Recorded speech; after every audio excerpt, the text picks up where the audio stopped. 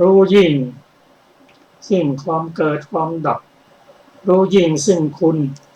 รู้โทษและหาทางสลัดออกของขันธ์ห้าส่วนอริยสาวกนั้นผู้ได้สดับแล้วคือเป็นพระอริยบุคคลแล้วท่านจะรู้ชัดตามความเป็นจริงซึ่งคุณซึ่งโทษของรูปของเวทนาของสัญญาของสังขารวิญญาณและอุบายเครื่องสลัดออกซึ่งรูปเวทนาสัญญาสังขารและวิญญาณอุบายเครื่องสลัดออกก็คือมรรคมีองค์แปดอันนี้เป็นสูตรที่หนึ่งคืออัสสาทะสูตรมาถึงสูตรที่สองคือสมุทัยสูตรคือตัวเป็นเหตุของการเกิดและการดับของขันธ์ห้าในพระสูตรนี้องค์ได้ตรัสถึงปุถุชนผู้ไม่ได้สดับย่อมไม่ทราบชัดถึงความเป็นจริงซึ่งความเกิดความดับคุณโทษของรูปของเวทนาของสัญญาของสังขารและวิญญาณและอุบายเครื่องสลัดออกส่วนอริยสาวกคือผู้ตรัสรู้แล้วท่านจะรู้ชัดตามความเป็นจริงของความเกิดความดับของคุณโทษของรูปเวทนาสัญญาสังขารและวิญญาณและอุบายเครื่องสลัดออกซึ่งรูปเวทนาสัญญาสังขารและวิญญาณในพระสูตรนี้พระองค์ตรัสถึงอริยสาวกท่านได้ตรัสรู้แล้วย่อมรู้ชัดซึ่งความเกิดความดับรู้จักคุณรู้จักโทษของรูปเวทนาสัญญาสังขารและวิญญาณตลอดจนอุบายเครื่องสลัดออกคือมรรคองค์แปดเนี่ยกับพระสูตรนี้ก็องค์ตรัสไว้เป็นขั้นตอนสูตรที่สามนั่นก็คือสมุทัยสูตรคือความเกิดว่าด้วยการรู้ความเกิดความดับแห่งขันธ์ห้าองค์ตรัสว่าอริยสาวกผู้เป็นอริยบุคคลจะรู้ชัดตามความเป็นจริงซึ่งความเกิดความดับรู้จักคุณรู้จักโทษของรูปเวทนาสัญญาและสังขารวิญญาณและอุบายเครื่องสลัดออกคือมรรคองค์แปดท่านผู้ฟังที่เคารพเราจะเห็นพระสูตรนี้สั้นๆพระองค์ก็ตรัสไปตามลำดับซึ่งเกี่ยวกับความรู้ยิ่งของรูปเวทนาสัญญาสังขารวิญญาณรู้จักความเกิดรู้จักความดับรู้จักคุณรู้จักโทษและเครื่องสลัดออกเราจะเห็นว่าบางครั้งพระองค์ดูเหมือนจะตรัสซ้ำๆกันแต่ความจริงไม่ซ้ำคือไม่ซ้ำบุคคลคือภิกษุผู้เข้ามาขอฟังธรรมเพื่อที่จะหลีกออกไปปฏิบัติพร้อมด้วยสตินั้นแต่พระรูปพระองค์พ่อก็ได้แสดงธรรมให้ฟังซึ่งพระสงฆ์ได้ฟังธรรมแล้วก็น้อมไปปฏิบัติในการออกจากหมู่เป็นผู้มีสติเป็นผู้มีความเพียรเป็นผู้มีความมั่นคงก็ได้เป็นพระอรหันตบุคคลครับต่อไปนี้เราจะมาถึงพระสูตรที่ชื่อว่าอรหันตสูตรอรหันตสูตรนี้ก็เป็นพระสูตรที่เราจะได้ศึกษากันว่าพระอรหันต์นั้นท่านมีคุณสมบัติท่านได้ตัดกิเลสอะไรมั่งขอเชิญอาจารย์สุรภาสวัสดีค่ะท่านผู้ฟังทุกท่านอรหันตสูตรที่หนึ่งว่าด้วยพระอรหันต์ผู้เป็นเลิศในโลก กรุงสาวัตถี ดูก่อนภิกษุทั้งหลาย รูปไม่เที่ยงเวทนาไม่เที่ยงสัญญาไม่เที่ยงสังขารไม่เที่ยงวิญญาณไม่เที่ยงสิ่งใดไม่เที่ยงสิ่งนั้นเป็นทุกข์สิ่งใดเป็นทุกข์สิ่งนั้นเป็นอนัตตาสิ่งใดเป็นอนัตตาสิ่งนั้นควรเห็นตามความเป็นจริงด้วยปัญญาอันชอบอย่างนี้ว่านั่นไม่ใช่ของเราเราไม่ใช่นั่นไม่ใช่อัตตาของเราดูก่อนภิกษุทั้งหลายอริยสาวกผู้ได้สดับแล้วเห็นอยู่อย่างนี้จะเบื่อหน่ายทั้งในรูปทั้งในเวทนาทั้งในสัญญาทั้งในสังขารเมื่อเบื่อหน่ายจะคลายกำหนัดเพราะคลายกำหนัดจิตจะหลุดพ้นเมื่อหลุดพ้นแล้วจะมีญาณอย่างรู้ว่าหลุดพ้นแล้วจะรู้ชัดว่าชาติสิ้นแล้วพรหมจรรย์อยู่จบแล้วกิจที่ควรทำเสร็จแล้วกิจอื่นเพื่อความเป็นอย่างนี้มิได้มีดูก่อนภิกษุทั้งหลายพระอรหันต์ทั้งหลายผู้เป็นเลิศเป็นผู้เลิศเป็นผู้ประเสริฐสุดในโลกกว่าสัตว์ชั้นสัตตาวาสและภวัคคพรหมพระผู้มีพระภาคเจ้าผู้สุคตศาสดาครั้นได้ตรัสไวยากรณภาสิทธินี้จบลงแล้วจึงได้ตรัสคาถาประพันธ์ต่อไปว่าพระอรหันต์ทั้งหลายมีความสุขหนอเพราะท่านไม่มีตัณหาตัดอสมิมานะได้เด็ดขาดทำลายคายคือโมหะได้แล้วพระอรหันต์เหล่านั้นถึงซึ่งความไม่หวั่นไหวมีจิตไม่ขุ่นมัวท่านเหล่านั้นไม่แปดเปื้อนแล้วด้วยเครื่องแปดเปื้อนคือตัณหาและทิฏฐิในโลกเป็นผู้ประเสริฐไม่มีอาสวะเป็นสัตว์บุรุษเป็นพุทธชิโนรสกำหนดรู้เบญจขันธ์มีสัตธรรมเจ็ดเป็นโคจระควรสรรเสริญเป็นมหาวีระสมบูรณ์ด้วยรัตนะเจ็ดประการศึกษาแล้วในไตรสิกขาละความกลัวและความขลาดได้เด็ดขาดแล้วย่อมท่องเที่ยวไปโดยลำดับท่านมหานาคผู้สมบูรณ์ด้วยองค์10ประการเหล่านี้แลมีจิตตั้งมั่นประเสริฐสุดในโลกท่านเหล่านั้นไม่มีตัณหาอาเสขญาณได้เกิดขึ้นแล้วแก่ท่านมีร่างกายนี้เป็นครั้งสุดท้ายไม่ต้องอาศัยผู้อื่นในคุณที่เป็นแก่นสารแห่งพรหมจรรย์ท่านเหล่านั้นไม่หวั่นไหวเพราะมานะหลุดพ้นจากภพใหม่ถึงอรหัตภูมิแล้วชนะเด็ดขาดแล้วในโลกท่านเหล่านั้นไม่มีความเพลิดเพลินอยู่ในส่วนเบื้องบนท่ามกลางและเบื้องล่างเป็นผู้ยอดเยี่ยมในโลกบรรลือสีหนาฏอยู่อัตถกถาอรหันตสูตรที่หนึ่งพึงทราบวินิจฉัยในอรหันตสูตรที่สี่ดังต่อไปนี้บทว่ายาวตาภิกขเวสัตตาวาสาความว่าดูก่อนภิกษุทั้งหลายชื่อว่าสัตตาวาสมีอยู่ประมาณเท่าใดบทว่ายาวตาภวัคคังความว่าชื่อว่าภวัคคพรหมคือพรหมสถิตอยู่ในภพสูงสุดมีอยู่ประมาณเท่าใดบทว่าเอเตอัคคาเอเตเศรษฐาความว่าพระอรหันต์ทั้งหลายเหล่านั้นนับว่าเป็นเลิศและประเสริฐที่สุดบทว่ายะทิทังอรหันโตคือเยเมวะอรหันโตนามะแปลว่าชื่อว่าพระอรหันต์เหล่านี้ใดแลแม้พระสูตรนี้ก็พึงทราบว่าเพิ่มพูนความยินดีและเร้าใจโดยนัยก่อนนั่นแลบทว่าอาถาปรังเอตทะโวจะความว่าพระผู้มีพระภาคเจ้าได้ตรัสพระดำรัสนั่นคือพระดำรัสมีอาทิว่าสุขิโนวตะอรหันโตพระอรหันต์ทั้งหลายเป็นสุขแท้หนอด้วยคาถาทั้งหลายที่กำหนดแสดงความหมายนั้นและที่กำหนดแสดงความหมายพิเศษคุณสมบัติของพระอรหันต์บรรดาบทเหล่านั้นบทว่าสุขิโนคือพระอรหันต์ทั้งหลายเป็นสุขด้วยความสุขอันเกิดจากการเข้าฌาน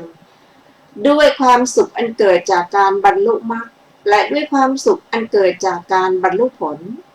บทว่าตัณหาเตสังนวิชติความว่าพระอรหันต์เหล่านั้นไม่มีตัณหาที่เป็นตัวการให้เกิดทุกข์ ที่จะต้องได้รับในอบายพระอรหันต์เหล่านั้นชื่อว่าเป็นสุขแท้ทีเดียวเพราะไม่มีทุกข์ที่มีตัณหาเป็นมูลแม้นี้ด้วยประการฉะนี้บทว่าอัสสมิมาโนสุสมุตฉินโนความว่าอัสสมิมานะหรือความสำคัญว่าเรามีอยู่9อย่างพระอรหันต์ตัดขาดได้แล้วด้วยอรหัตมรรคบทว่าโมหะชาลังปทาลิตังความว่าขาดข่ายคือกิเลสนะพระอรหันต์ทำลายแล้วด้วยญาณบทว่าอเนชังได้แก่พระอรหันต์เป็นเครื่องละตัณหากล่าวคือเอชาบทว่าอนุปริตาได้แก่พระอรหันต์ไม่ถูกฉาบไล้ด้วยเครื่องฉาบไล้คือตัณหาและทิฏฐิบทว่าพรหมภูตาแปลว่าประเสริฐที่สุดบทว่าปริญญายะได้แก่กำหนดรู้แล้วด้วยปริญญาสามในบทว่าสัตตะสัทธรรมะโคจรามีวิเคราะห์ว่าสัทธรรม7ประการเหล่านี้คือศรัทธา1หิริ1โอตตัปปะ1พาหุสัจจะ1ความเป็นผู้ปรารภความเพียร1ความเป็นผู้มีสติตั้งมั่น1และปัญญา1เป็นอารมณ์ของพระอรหันต์เหล่านั้นเหตุนั้นพระอรหันต์เหล่านั้นจึงชื่อว่ามีสัทธรรม7เป็นอารมณ์บทว่าสัตตรัตนะสัมปันนาได้แก่ประกอบด้วยรัตนะคือโพชฌงค์7ประการบทว่าอนุวิจารันติความว่าแม้เหล่าโลกิยะมหาชนก็เที่ยวถามอยู่ร่ำไปก็ในสูตรนี้ท่านมุ่งถึงอาจาระที่ปราศจากข้อระแวงสงสัยของพระขีณาสพทั้งหลายด้วยเหตุนั้นแลพระผู้มีพระภาคเจ้าจึงตรัสว่าปหินะพยะเพระวาผู้ละความกลัวธรรมดาและความกลัวขั้นรุนแรงได้แล้วในบทว่าปหินะพยะเพวระวานั้นมีอธิบายว่าความกลัวขั้นธรรมดาชื่อว่าภัยความกลัวขั้นรุนแรงชื่อว่าเพระวาเพระวะบทว่าทัสสะหังเคหิสัมปันนาได้แก่ประกอบด้วยองค์ที่เป็นอเสขะบทว่ามหานาคาได้แก่เป็นมหานาคด้วยเหตุ4ประการบทว่าสมาหิตาได้แก่มีใจมั่นคงด้วยอุปจารสมาธิและอัปปนาสมาธิบทว่าตัณหาเตสังนวิชติความว่าพระอรหันต์เหล่านั้นไม่มีแม้ตัณหาที่ทำสัตว์โลกให้เป็นทาสซึ่งพระรัฐบาลเถระกล่าวไว้อย่างนี้ว่าขอถวายพระพรมหาบพิตรพระผู้มีพระภาคเจ้าพระองค์นั้นตรัสไว้แล้วว่าสัตว์โลกพร่องอยู่เป็นนิดไม่รู้จักอิ่มเป็นทาสแห่งตัณหาดังนี้แลพระผู้มีพระภาคเจ้าแสดงภาวะที่พระขีณาสพทั้งหลายเป็นไทยด้วยบทว่าตัณหาเตสังนวิชตินี้บทว่าอเสขะยะละยานังได้แก่ญาณในอรหัตผลบทว่าอันติโมยังสมุตสโยแปลว่าอัตภาพนี้มีเป็นครั้งสุดท้ายบทว่าโยสาโรพรหมจริยสัจความว่าผลชื่อว่าเป็นสาระแห่งพรหมจรรย์คือมรรคบทว่าตัสมิงอัปปรปัตตยาความว่าดำรงอยู่ในอริยผลนั้นแทงตลอดโดยประจักษ์ด้วยตนเองทีเดียวว่าสมบัตินี้ไม่ใช่สมบัติของผู้อื่นบทว่าวิทาสุนวิกรรมปันติคือไม่หวั่นไหวในส่วนแห่งมานะสามบทว่าทันตภูมิงได้แก่อรหัตผล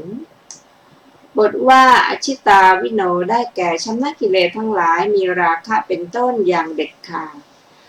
ในบทว่าอุทังเป็นต้นพึงทราบวินิจฉัยดังต่อไปนี้ในร่างกายปลายผมพระผู้มีพระภาคเจ้าตรัสเรียกว่าเบื้องบน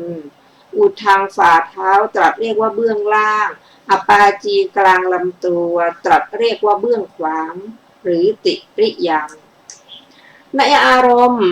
มณ์ที่เป็นอตีตะตรัสเรียกว่าเบื้องบนอารมณ์ที่เป็นอนาคตตรัสเรียกว่าเบื้องล่าง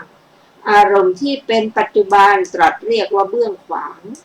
อีกอย่างหนึ่งในโลกเทวโลกตรัสเรียกว่าเบื้องบนอบายโลกตรัสเรียกว่าเบื้องล่างมนุษย์โลกตรัสเรียกว่าเบื้องขวางบทว่านันทิเตสังณวิชติความว่าพระอรหันต์เหล่านั้นไม่มีตัณหาในฐานะเหล่านั้นหรือเมื่อว่าโดยย่อก็คือไม่มีตัณหาในขันธ์ทั้งหลายทั้งที่เป็นอดีตอนาคตและปัจจุบันในพระสูตรนี้พระผู้มีพระภาคเจ้าทรงแสดงถึงว่าพระอรหันต์ทั้งหลายไม่มีตัณหาที่เป็นมูลรากของวัฏฏะบทว่าพุทธาได้แก่ผู้รู้สัจจะสี่ในพระคาถานี้มีการประมวลสีหนาฏดังต่อไปนี้พระขีณาสพทั้งหลายสถิตอยู่เบื้องหลังภพคือผู้ข้ามภพได้แล้วย่อมบรรลือสีหนาฏกล่าวคือบรรลืออย่างไม่หวาดกลัวว่าเราทั้งหลายอยู่เป็นสุขด้วยวิมุตติสุขตัณหาที่ทำให้อยู่เป็นทุกข์เราทั้งหลายละได้แล้วขันธ์ห้าเราทั้งหลายกำหนดรู้แล้วตัณหาที่ทำให้สัตว์โลกเป็นทาสและตัณหาที่เป็นมูลของวัฏฏะนับว่าเราทั้งหลายละได้แล้วเราทั้งหลายเป็นผู้ที่ไม่มีใครยิ่งไปกว่าและไม่เหมือนใครชื่อว่าพุทธสาวกพุทธ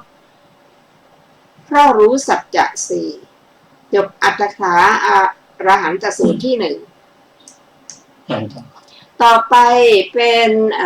อรหันตสูตรที่สองนะคะว่าด้วยพระอรหันต์เป็นผู้เลิศในโลกกรุงสาวัตถีดูก่อนภิกษุทั้งหลายรูปไม่เที่ยงสัญญาไม่เที่ยงเวทนาไม่เที่ยงสัญญาไม่เที่ยงสังขารไม่เที่ยงวิญญาณไม่เที่ยงสิ่งใดไม่เที่ยงสิ่งนั้นเป็นทุกข์สิ่งใดเป็นทุกข์สิ่งนั้นเป็นอนัตตาสิ่งใดเป็นอนัตตาสิ่งนั้นควรเห็นตามความเป็นจริง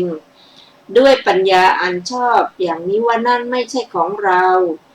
เราไม่ใช่นั่นไม่ใช่อัตตาของเราดูก่อนภิกษุทั้งหลาย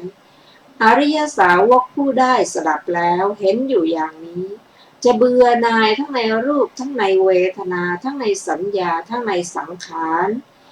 ทั้งในวิญญาณเมื่อเบื่อหน่ายย่อมคลายกำหนัดเพราะคลายกำหนัดจิตจะหลุดพ้นเมื่อหลุดพ้นแล้วจะมีญาณอย่างรู้ว่าหลุดพ้นแล้วจะรู้ชัดว่าชาติสิ้นแล้วพรหมจรรย์อยู่จบแล้วกิจที่ควรทำเสร็จแล้วกิจอื่นเพื่อความเป็นอย่างนี้มิได้มี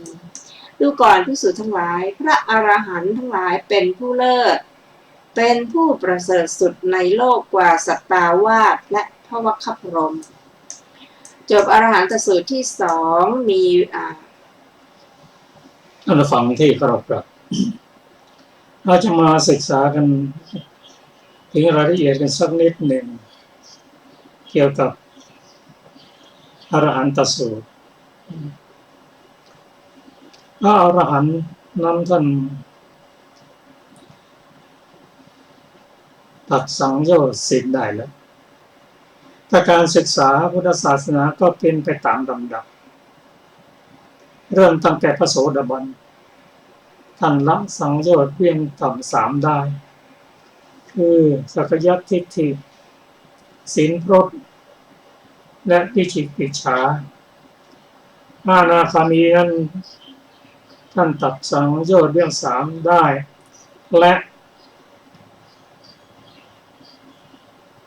กิเลสต่างๆก็ลดลงส่วนพระอนาคามีนั้นท่านละสังโยชน์เรื่องต่ำห้าได้คือละกามสังโยชน์กามราคะสังโยชน์และปฏิฆะสังโยชน์แล้วก็เรื่องต่ำอีกสามพระอนาคามีนั้นท่านไม่กลับมาเกิดในโลกนี้อีกแล้วในฌานที่ห้าท่านก็ เป็นไปอยู่ในภูมิของสุตวัสสภูมิส่วนพระอรหันต์บุคคลนั้นท่านตัดสังโยชน์เรื่อง10ได้คือสังโยชน์เรื่องต่ำ5ที่เรียนให้ทราบแล้วเบื้องสูง5ก็ประกอบด้วยรูปปราคะอรูปปราคะมานะอุทธัจจะและอวิชชาเป็นผู้ไม่มีกิเลสไม่มีโลภะโทสะโมหะเป็นผู้กล้าหาญไม่กลัวอะไรทั้งสิ้นมีชีวิตอยู่ก็ยังอยู่กับรูปขันธ์ซึ่งจะเป็นภพสุดท้ายเพราะฉะนั้นพระองค์ผู้พระพุทธเจ้าและพระอรหันต์ของพระองค์จึงเป็นผู้เลิศในโลกหมดทุกสิ่งทุกอย่างที่เป็นกิเลสตัณหาหมดมีความสุขเพราะว่าสุขเพราะว่าไม่ต้องเดือดร้อนเพราะกิเลสตัณหาและเราก็คงจะเคยได้รับความสุขตามสมควรแก่อัตภาพเช่นวันไหนเราได้ทำบุญมาไม่มีโลภะโทสะโมหะเข้ามารบกวนเราก็สบายใจเป็นสุขใจแต่เป็นเพียงชั่วครั้งชั่วคราวส่วนพระอรหันต์นั้นท่านเป็นไปอย่างนั้นเป็นผู้กล้าหาญจากบทประพันธ์คาถาที่องค์ได้ตรัสไปนั้นกล่าวว่าเพราะอรหันต์ทั้งหลาย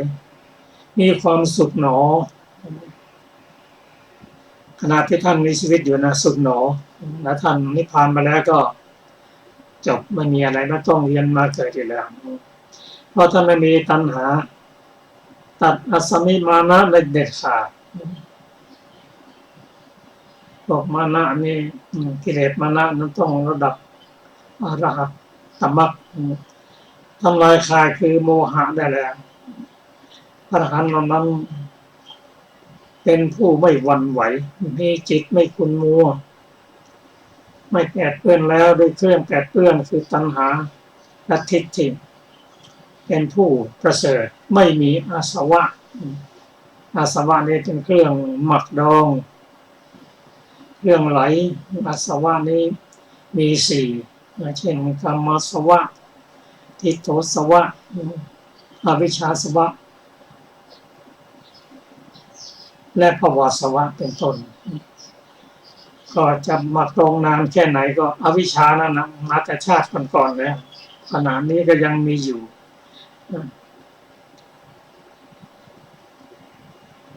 พระองค์เป็นสัตว์บุรุษเป็นผู้มีสัทธรรม7สัทธรรม7นี้ได้แก่ศรัทธาหิริโอตตัปปะพหุสัจจะเป็นผู้ที่ประกอบความเพียรมีสติและมีปัญญาสมบูรณ์ได้รัตนะ7ประการคือโพชฌงค์7โพชฌงค์7นี่ก็ประกอบไปด้วย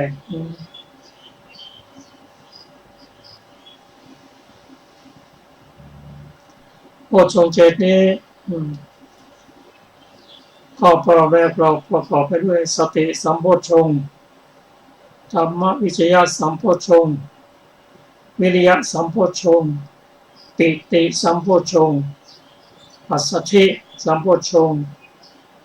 สมาธิสัมโพชฌงค์และอุเบกขาสัมโพชฌงค์อันนี้เป็น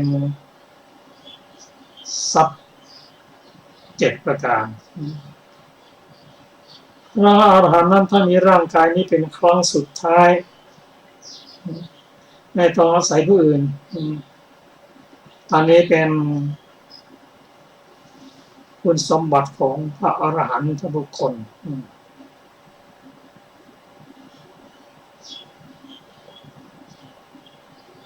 ถ้าต่อไปเราก็จะมาศึกษาถึงเรื่อง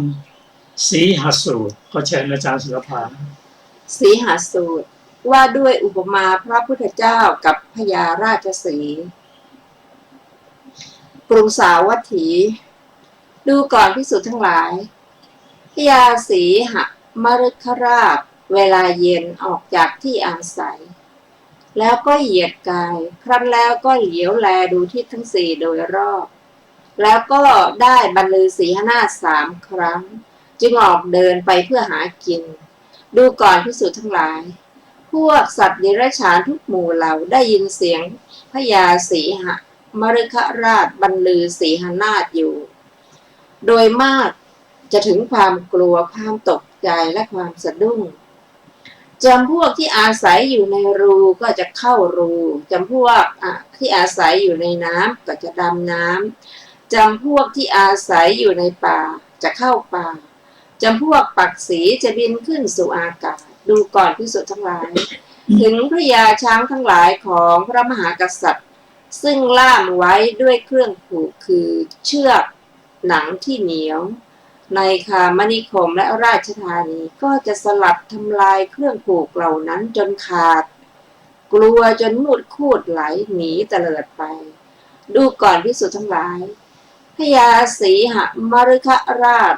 มีฤทธิ์ศักดานุภาพยิ่งใหญ่กว่าสัตว์เดรัจฉานทั้งหลายเช่นนี้แหละดูก่อนภิกษุทั้งหลายฉันนั้นเหมือนกันเมื่อพระตถาคตอรหันตสัมมาสัมพุทธเจ้าทรงถึงพร้อมด้วยวิชชาและจรณะเสด็จไปดีแล้วทรงรู้แจ้งซึ่งโลกทรงเป็นสารถีฝึกบุรุษที่ควรฝึกไม่มีผู้อื่นยิ่งกว่าทรงเป็นศาสดาของเทวดาและมนุษย์ทั้งหลายทรงเบิกบานแล้วเป็นผู้จำแนกธรรมเสด็จอุบัติขึ้นในโลกพระองค์ทรงแสดงธรรมว่ารูปเป็นดังนี้เหตุเกิดขึ้นแห่งรูปเป็นดังนี้ความดับแห่งรูปเป็นดังนี้เวทนาเป็นดังนี้สัญญาเป็นดังนี้สังขารเป็นดังนี้วิญญาณเป็นดังนี้เหตุเกิดขึ้นแห่งวิญญาณเป็นดังนี้ความดับแห่งวิญญาณเป็นดังนี้ดูก่อนภิกษุทั้งหลายแม้เทวดาทั้งหลายที่มีอายุยืนมีวรรณะงามมากด้วยความสุขซึ่งดำรงอยู่ได้นานในวิมานสูงได้สดับธรรมเทศนาของพระตถาคตแล้วโดยมากต่างก็ถึงความกลัวความสังเวชความสะดุ้งว่าพ่อมหาจำเริญทั้งหลายนัยยะว่าเราทั้งหลายเป็นผู้ไม่เที่ยงแท้แต่ได้เข้าใจว่าเที่ยงเราทั้งหลายเป็นผู้ไม่ยั่งยืนเลยแต่ได้เข้าใจว่ายั่งยืนเราทั้งหลายเป็นผู้ไม่แน่นอนเลยแต่ได้เข้าใจว่าแน่นอนพ่อมหาจำเริญทั้งหลายได้ทราบว่าพวกเราก็เป็นผู้ไม่เที่ยงไม่ยั่งยืนไม่แน่นอนนับเนื่องแล้วในกายตนดูก่อนภิกษุทั้งหลายตถาคตมีฤทธิศักดานุภาพยิ่งใหญ่กว่าโลกกับทั้งเทวโลกเช่นนี้แลพระผู้มีพระภาคเจ้าผู้สุคตศาสดาครั้นได้ตรัสไวยากรณภาษิตนี้จบแล้วจึงได้ตรัสคาถาประพันธ์ต่อไปว่าเมื่อใดพระพุทธเจ้าผู้เป็นศาสดาหาบุคคลเปรียบมิได้ตรัสรู้ด้วยปัญญาอันยิ่งแล้วทรงประกาศธรรมจักรคือความเกิดพร้อมแห่งกายตนความดับแห่งกายตนและอัฏฐังคิมะมรรคอันประเสริฐขออภัยและอัฏฐังคิกะมรรคอันประเสริฐอันให้ถึงความสงบสุขแก่สัตว์โลกกับทั้งเทวโลกเมื่อนั้นถึงแม้เทวดาทั้งหลายผู้มีอายุยืนมีวรรณะงามมียศก็กลัวถึงความสะดุ้งว่าท่านผู้เจริญทั้งหลายได้ยินว่าพวกเราไม่เที่ยงไม่ล่วงพ้นกายตนไปได้ดังนี้เพราะได้สดับถ้อยคำของพระอรหันต์ผู้หลุดพ้นผู้คงที่เหมือนหมู่มฤคะสะดุ้งต่อพระยาสีหมฤคราชฉะนั้นจบสีหสูตรอรรถกถาสีหสูตรพึงทราบวินิจฉัยในสีหสูตรที่6ดังต่อไปนี้ราชสีห์4จำพวกบทว่าสีโหได้แก่ราชสีห์4จำพวกคือตินนราชสีห์จำพวก1กาลราชสีห์จำพวก1ปันธุราชสีห์จำพวก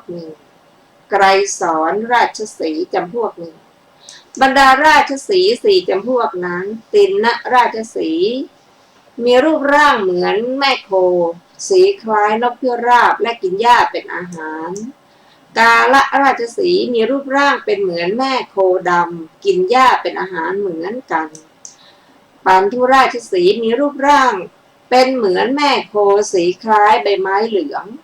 กินเนื้อเป็นอาหารไกรสอนราชสีห์ประกอบด้วยลักษณะคือดวงหน้าที่สวยงามเป็นเหมือนมีใครเอาน้ำครั่งมาแต่งเติมไว้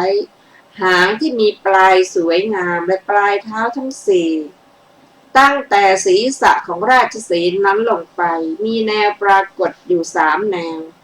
ซึ่งเป็นเหมือนมีใครมาแต้มไว้ด้วยสีน้ำครั่งสีชาติและสีหิน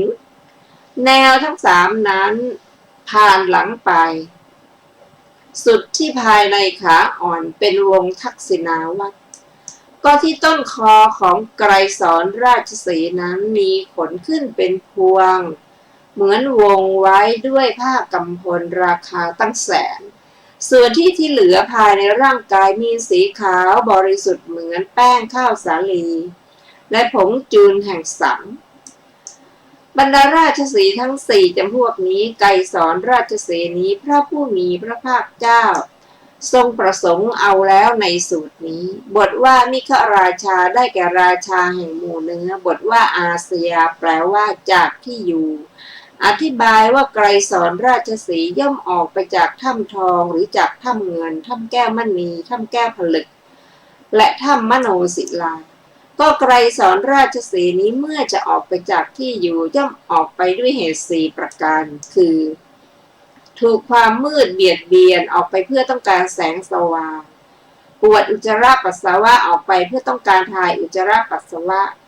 ถูกความหิวบีบคั้นออกไปเพื่อต้องการล่าเหยื่อหรือถูกน้ำสมภพอสุจิบีบคั้นเกิดความกำหนัด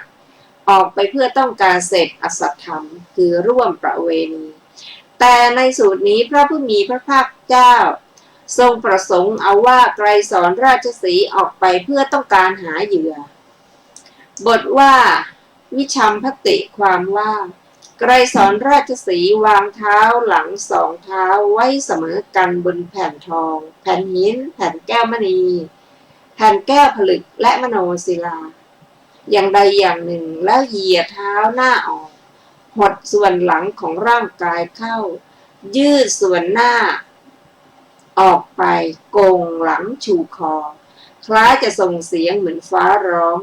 พลางสลัดฝุ่นที่ติดอยู่ตามร่างกายออกไปชื่อว่าเยื้องกราย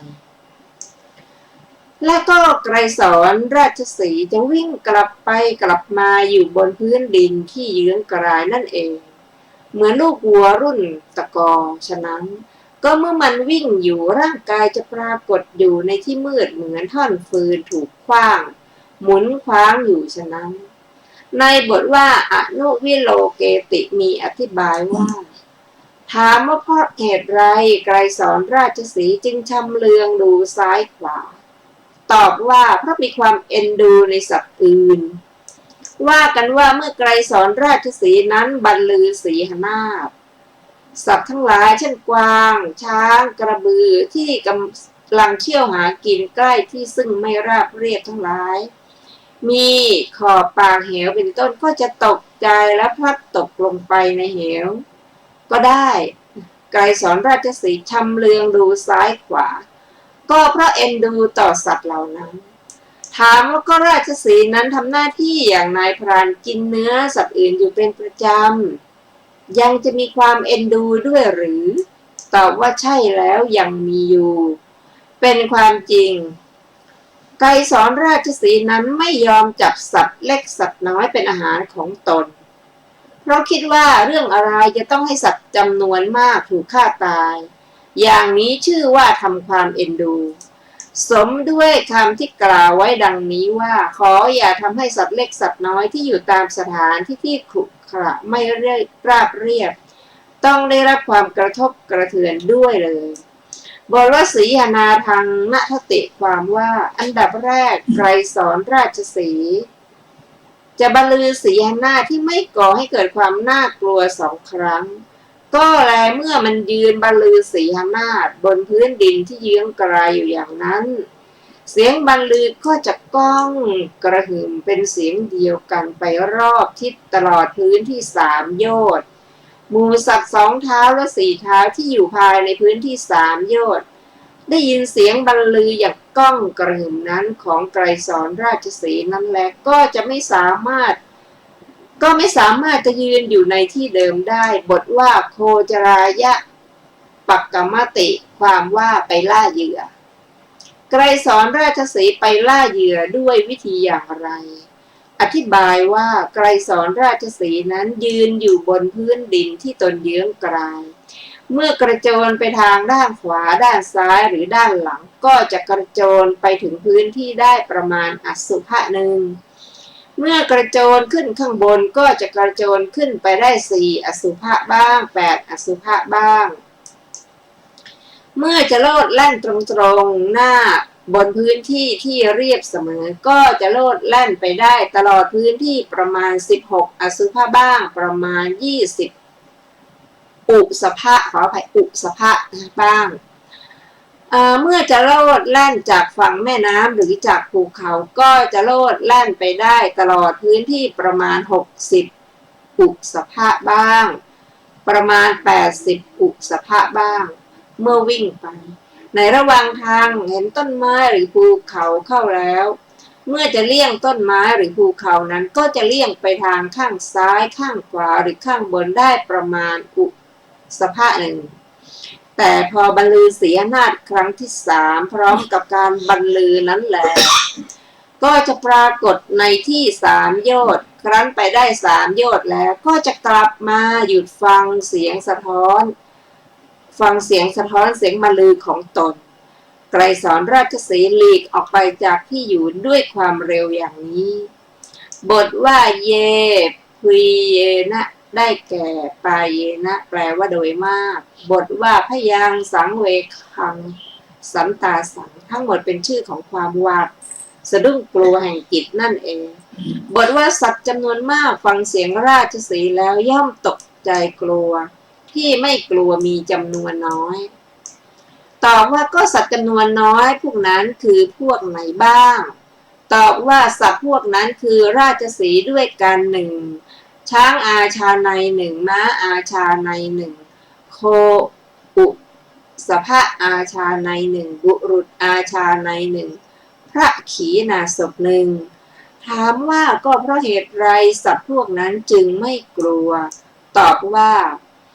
ราชสีห์ด้วยกันที่ไม่กลัวก็เพราะคิดว่าเราเสมอเหมือนกันด้วยชาติโคตรตระกูลและความกล้าหาญช้างอาชาในเป็นต้นที่ไม่กลัวก็เพราะตนเองมีสักกายทิฏฐิรุนแรงส่วนพระขีณาสพไม่กลัวเพราะท่านละสักกายทิฏฐิได้แล้วบทว่าพิลาสยาได้แก่สัตว์ที่อยู่ในรูคืออยู่รูเป็นประจำมีงูพังพรและเหี้ยเป็นต้นบทว่าทักกาสยาได้แก่สัตว์ที่อยู่ในน้ำหรือสัตว์น้ำมีปลาและเต่าเป็นต้นบทว่าวนาสยาได้แก่สัตว์ที่อยู่ในป่าคือสัตว์ป่ามีช้างม้ากวางและเนื้อเป็นต้นบทว่าปวิสันติความว่าเมื่อเข้าไปพลางมองดูทางด้วยคิดว่าจับมาจับเอาในบัดนี้บทว่าทันเหหิแปลว่ามั่นคงบทว่าวรเตหิแปลว่าเชือกหนังในบทว่ามหิทธิโกเป็นต้นพึงทราบวินิจฉัยดังต่อไปนี้พึงทราบว่าไกรสอนราชสีห์มีฤทธิ์มากด้วยการยืนอยู่บนพื้นดินที่ตนเยื้องกลายแล้วกระโจนไปข้างขวาเป็นต้นได้ประมาณอุสภะหนึ่งกระโจนไปตรงข้างด้านหน้าได้ประมาณ20 อุสภะหนึ่งเป็นต้นพึงทราบว่าไกรสอนราชสีห์มีศักดิ์มากด้วยการเป็นเจ้าแห่งมฤคะที่เหลือทั้งหลาย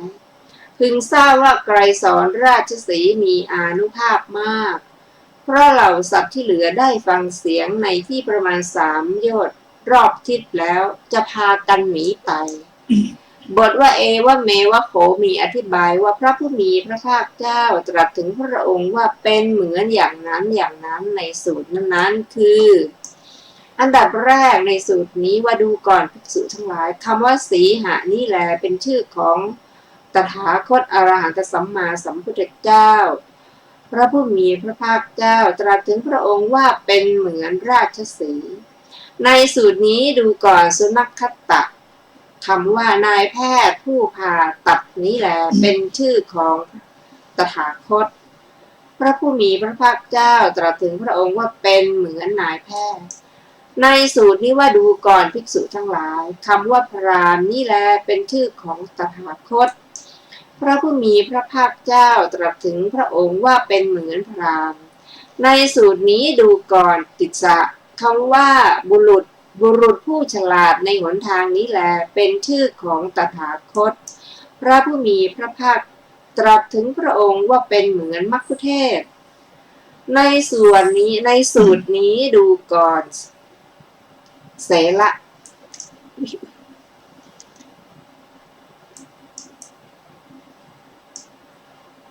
เราตถาคตเป็นพระราชาพระผู้มีพระภาคเจ้าตรัสถึงพระองค์ว่าเป็นเหมือนพระราชาแต่ในสูตรนี้พระผู้มีพระภาคเจ้าเมื่อจะตรัสถึงพระองค์ว่าเป็นเหมือนราชสีห์แล้วจึงได้ตรัสไว้อย่างนี้ในพระดำรัสนั้นมีข้อเปรียบเทียบเหมือนกันดังต่อไปนี้เวลาที่พระตถาคตเจ้าทรงกระทำอภินิหารหรือปรารถนาพุทธภูมิแทบบาทมูลของพระทีปังกรพุทธเจ้าแล้วทรงบำเพ็ญบารมีมาสิ้นเวลานับไม่ถ้วนในภพสุดท้ายทรงทำหมื่นโลกธาตุให้หวั่นไหวด้วยการถือปฏิสนธิและด้วยการประสูติออกจากภักคันของพระมารดาต่อมาทรงเจริญวัยได้เสวยสมบัติเช่นทิพยสมบัติประทับอยู่ในปราสาท3 หลังพึงเห็นว่าเหมือนกับเวลาที่ราชสีห์อยู่ในถ้ำที่อยู่มีถ้ำทองเป็นต้นฉะนั้นเวลาที่พระตถาคตเจ้าทรงมรรคกันทกะมีนายชนะเป็นพระสหายเสด็จออกจากพระทวารนครที่เทวดาเปิดถวายผ่านเลยไม่สนพระทัยราชสมบัติทั้ง3ทรงครองผ้ากาสาวะที่พรหมน้อมเกล้าถวายแล้วอธิษฐานพระทัยถือบวชณริมฝั่งแม่น้ำอัดโนมานาทีเมื่อมีพระชนมายุได้29 พระพรรษาต่อจากนั้นในวันที่7เสด็จไปยังเมืองราชคฤห์เสด็จเที่ยวบิณฑบาตในเมืองราชคฤห์นั้นแล้วมาประทับเสวยพระกรยาหารที่เงื้อมเขาชื่อปันทวะ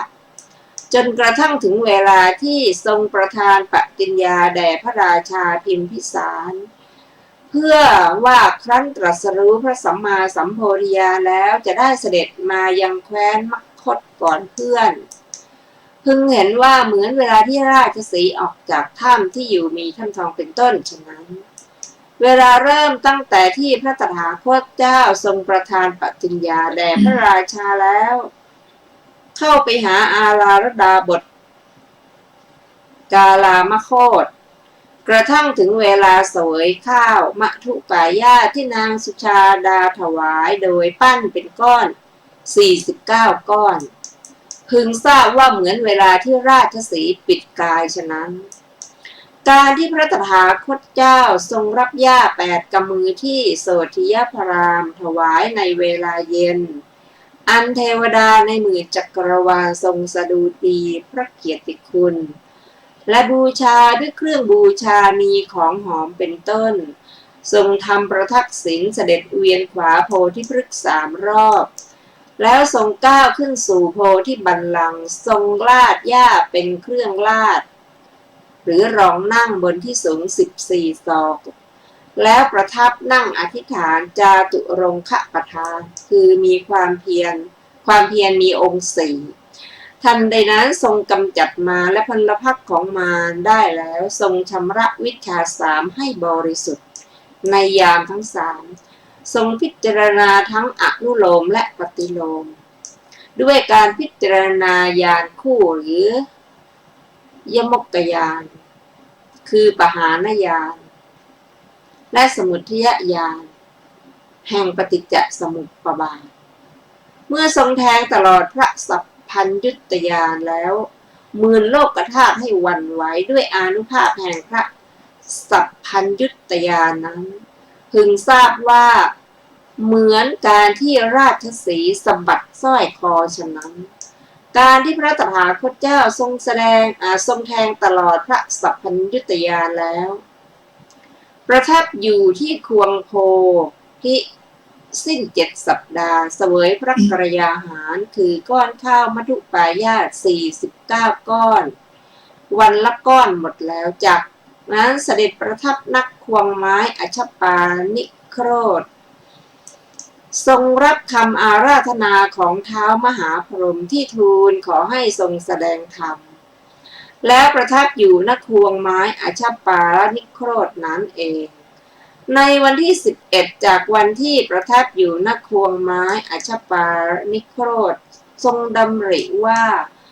วันพรุ่งนี้จะเป็นวันเพ็ญอาสาฬหะแล้วเวลาเช้ามืดทรงรำพึงว่าเราควรแสดงธรรมแก่ใครก่อน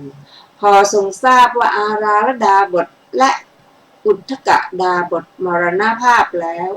จึงได้ตรวจดูท่านเบญจวัคคีย์เพื่อต้องการจะเสด็จไปแสดงธรรมโปรดพึงเห็นว่าเหมือนเวลาที่ราชสีห์ตรวจดูทิศทั้ง4ฉะนั้นเวลาที่พระตถาคตเจ้าทรงอุ้มบาตรและจีวรของพระองค์เสด็จออกไปจากต้นอัชฌปาละนิโครธภายหลังเสวยพระกรยาหารแล้วด้วยทรงดำริว่าจักหมุนล้อธรรมโปรดเบญจวัคคีย์ดังนี้แล้วเสด็จพุทธดำเนินเป็นระยะทาง18 โยชน์พึงเห็นว่าเหมือนเวลาที่ราชสีห์เดินทางไปล่าเหยื่อเป็นระยะทาง3 โยชน์ฉะนั้นเวลาที่พระตถาคตเจ้าเสด็จพุทธดำเนินไปเป็นระยะทาง18 โยชน์แล้วประทับนั่งขัดสมาธิอย่างสง่าผ่าเผยเกลี้ยกล่อมพระปัญจวัคคีย์อันหมู่เทวดาที่มาประชุมกันจากหมื่นจักรวาลห้อมล้อมทรงหมุนล้อธรรมโดยนัยยะเป็นต้นว่าดูก่อนภิกษุทั้งหลายส่วนสุดโต่งทั้งสองเหล่านี้อันบรรพชิตไม่ควรเสพพึงทราบว่าเหมือนเวลาที่ราชสีห์บรรลือสีหนาถฉะนั้นก็แลเมื่อพระตถาคตเจ้าทรงแสดงธรรมจักรนี้อยู่พระสุรเสียงแสดงธรรมของราชสีห์คือพระตถาคตดังได้ยินไปทั่วหมื่นโลกธาตุเบื้องล่างดังไปถึงอเวจีเบื้องบนไปถึงภวคพรหมเวลาที่พระตถาคตเจ้าตรัสสอนธรรมแสดงลักษณะ3จำแนกสัจจะ4พร้อมทั้งอาการ6จนกระทั่งถึงพันนัยยะเหล่าเทวดาที่มีอายุยืนเกิดความสะดุ้งกลัวด้วยญาณพึงทราบว่าเหมือนเวลาที่สัตว์เล็กสัตว์น้อยต้องสะดุ้งกลัวเพราะเสียงราชสีห์ฉะนั้นบทว่ายะธาคือยัสมิงกาเลในการใดบทว่าตถาคตโตพึงทราบอธิบายดังต่อไปนี้พระผู้มีพระภาคเจ้าทรงพระนามว่าตถาคตด้วยเหตุ8ประการคือ 1. ทรงพระนามว่าตถาคตเพราะหมายความว่าเสด็จมาแล้วอย่างนั้น 2. ทรงพระนามว่าตถาคตเพราะหมายความว่าเสด็จไปแล้วอย่างนั้น 3. ทรงพระนามว่าตถาคตเพราะหมายความว่าเสด็จมาถึงลักษณะที่แท้จริงที่จริงแท้ 4. ทรงพระนามว่าตถาคตเพราะหมายความว่าตรัสรู้ธรรมที่จริงแท้ตามความเป็นจริง 5. ทรงพระนามว่าตถาคตเพราะทรงมีปกติเห็นจริง 6. ทรงพระนามว่าตถาคตเพราะทรงมีปกติตรัสจริง 7. ทรงพระนามว่าตถาคตเพราะทรงมีปกติทำจริง 8. ทรงพระนามว่าตถาคตเพราะหมายความว่าครอบง ความพิสดารของพระนามเหล่านั้นได้กล่าวไว้หมดแล้วทั้งในอัตถกถาพรหมชาลสูตรทั้งในอัตถกถามูลปริยายสูตรบทว่าโลเกได้แก่ในสัตว์โลกบทว่าอุปัชชติความว่าพระตถาคตเจ้าชื่อว่ากำลังเสด็จอุบัติขึ้นอยู่เริ่มตั้งแต่ความปรารถนาหรือพุทธภูมิจนกระทั่งถึงประทับนั่งณโพธิบัลลังก์หรือบรรลุอรหัตมรรคญาณแต่เมื่อบรรลุอรหัตผลแล้วชื่อว่าเสด็จอุบัติขึ้นแล้วบททั้งหลายมีบทว่าอรหังสัมมาสัมพุทโธเป็นต้นข้าพเจ้าหมายถึงพระพุทธโฆษาจารย์ได้อธิบายไว้แล้วอย่างพิสดารในพุทธานุสตินิเทศในปกรณ์พิเศษชื่อว่าวิสุทธิมรรคบทว่าอิติรูปังความว่านี่คือรูปมีเท่านี้ไม่มีรูปนอกเหนือไปจากนี้ด้วยพระดำรัสเพียงเท่านี้ย่อมเป็นอันพระผู้มีพระภาคเจ้าทรงแสดงมหาภูตรูปสี่และรูปที่อาศัยมหาภูตรูปสี่หรืออุปาทายรูปทั้งหมดทั้งโดยสภาวะทั้งโดยความเป็นจริงทั้งโดยที่สุดทั้งโดยการกำหนดทั้งโดยการเปลี่ยนแปลงท่านผู้ฟังที่เคารพทุกท่านคะเวลาของรายการศึกษาธรรมนำสุขในวันนี้ก็หมดเวลาเพียงเท่านี้นะคะเราจะได้มาศึกษาต่อกันอีกในวันพรุ่งนี้เวลาเดียวกันวันนี้ขอบคุณทุกท่านค่ะที่ร่วมศึกษาด้วยกันวันนี้ขอลาไปก่อนสวัสดีค่ะสวัสดีครับ